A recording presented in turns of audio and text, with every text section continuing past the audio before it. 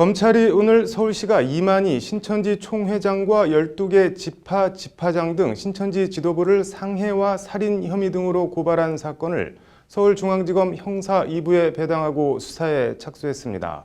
고발 하루 만에 발빠른 사건 배당과 수사 착수인데요. 관련해서 박원순 서울시장은 오늘 언론 브리핑에서 적어도 미필적 고의에 의한 처벌은 가능하다는 입장을 밝혔습니다. 미필적 고의가 무엇인지, 실제 처벌이 가능할지 등을 알아봤습니다. 장한지 기자입니다.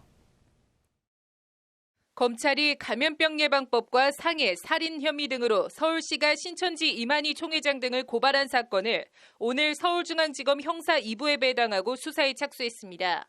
서울시는 어제 저녁 8시쯤 이만희 신천지 총회장 및 12지파 지파장들을 살인 및 상해죄 혐의로 서울중앙지검에 고발했다고 밝혔습니다. 피고발인들이 검진을 거부하고 있고 신도들이 코로나19 전파 방지를 위해 방역당국에 적극적으로 협조하도록 하는 등 어떠한 조치도 취하지 않았다는 게 서울시 고발 사유입니다. 시설 폐쇄 등을 제때하지 않고 명단 등을 허위로 제출한 것은 미필적 고의에 따른 살인이나 상해로 볼 수 있다는 게 서울시의 판단입니다.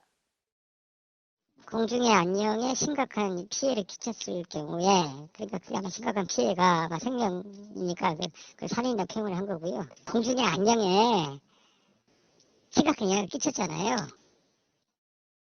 박원순 서울시장은 오늘 코로나19 서울시 정례 브리핑에서 적어도 미필적 고의에 의해서라도 처벌받을 수 있는 법률적 판단이 가능하다고 봤다고 밝혔습니다.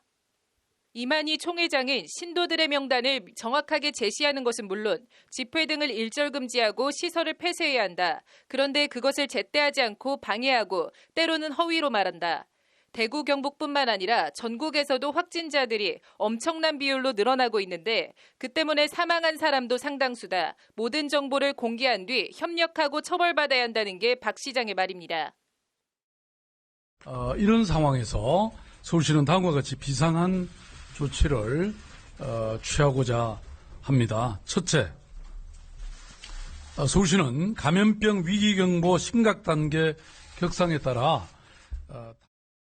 박 시장은 어제 자신의 페이스북에 한시라도 빨리 적극적 조치를 취했다면 코로나19가 대구, 경북을 중심으로 폭발적 증가세를 보이는 일도 다수의 국민이 사망에 이르거나 상해를 입는 일도 미연에 방지할 수 있었을 것이라고 적었습니다. 미필적 고의에 의한 상해나 살인죄가 성립한다는 취지의 글입니다.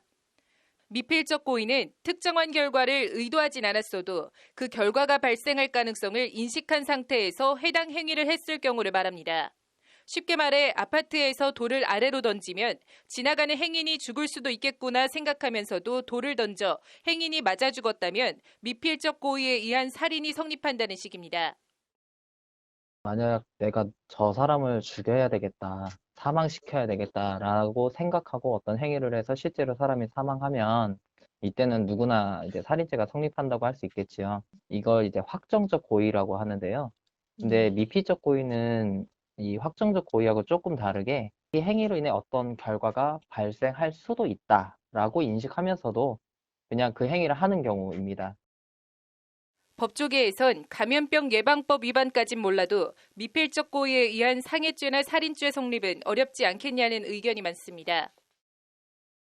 만일 이만희 씨가 신도들의 어떤 명단을 거짓으로 공개했다라고 하면은 이거는 감염병 예방법상의 역학조사라든지 어떤 필요한 조치를 방해한 것이 되기 때문에 감염병 예방법 위반 여부는 성립할 수 있을 것 같아요.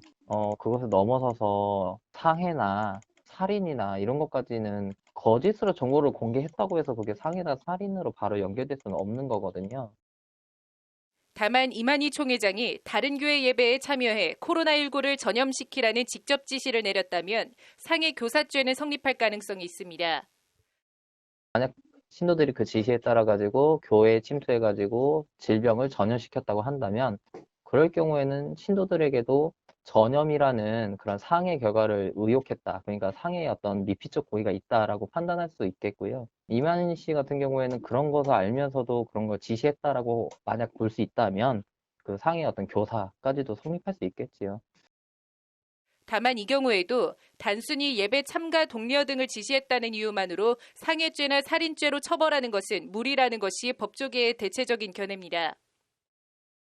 직접적인 인간관계가 아니고 그렇게 다 확대해가지고 처벌을 한다는 거는 인간관계에서 굉장히 어려울 것 같습니다. 그리고 미필적 고의도 사실은 굉장히 좀 자의적인 해석이 아닌가. 그런 미필적 고의까지 한다면은 마치 약간의 나비 효과 가지고 큰 결론에 대해서 다 책임져라 이런 문제지 않습니까? 박원순 시장은 또 이만희 총회장을 국민의 생명을 위협하는 바이러스 진원지로 언급하며 윤석열 검찰총장을 향해 이만희 총회장을 체포하는 것이 지금 검찰이 해야 할 역할이라고 목소리를 높이기도 했습니다. 법조계에선 정식으로 소환 통보도 하지 않은 이만희 총회장에 대한 체포를 언급하는 것은 너무 앞서 나간 것이라는 지적이 있습니다. 일반 일선 경찰서에서도 3번 불러서 안 오면은 첩보영장 받았고 잡으러 나서잖아요. 일반적으로 첩보영장을 발부하려고 그러면 우리 형사소송법상 조사에 불응할 때 첩보영장을 발부하도록 되어 있으니까 체포라는 건 구속영장이 아니기 때문에 불러서 조사만 할 수 있는 거거든요. 한 3번 불러도 안 오면은 이런 가운데 이만희 총회장은 오늘 오후 경기도 가평군 신천지 연수원 평화의 궁전에서 기자회견을 열고 고의는 아니지만 많은 감염자가 나와 정말 면목 없다, 죄송하다고 머리를 숙였습니다. 자신에 대한 수사를 염두에 둔 발언인지 의례적인 발언인지는 확인되지 않았지만 고의가 아니라는 점을 강조한 이만희 총회장은 무서운 병이 왔는데 어느 부모가 그냥 보겠냐며 당국에 적극적으로 협조하고 있다고 강조했습니다.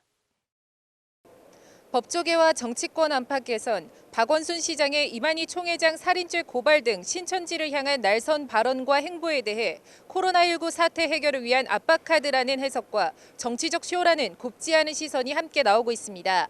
사건을 배당하고 수사에 착수한 검찰이 혐의 적용을 어디까지 할지 강제 수사에 나설지 주목됩니다. 법률방송 장한지입니다.